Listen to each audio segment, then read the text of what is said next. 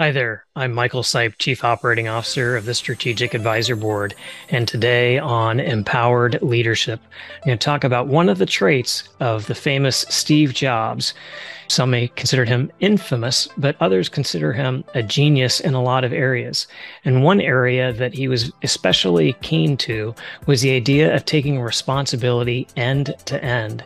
And by that, he meant specifically, if you're going to be responsible at the beginning of a project or the beginning of a campaign, take that responsibility and own it all the way to the very end until that product or that project is done.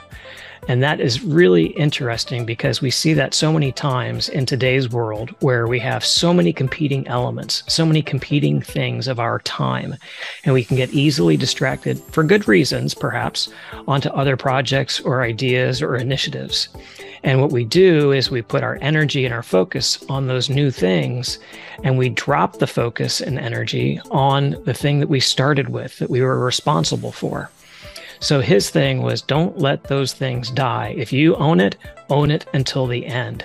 Take your time to follow through from the beginning all through the middle. And if they're challenging parts, well, spend some time on it because you own it. You picked it up at the beginning, so you got to own it all the way.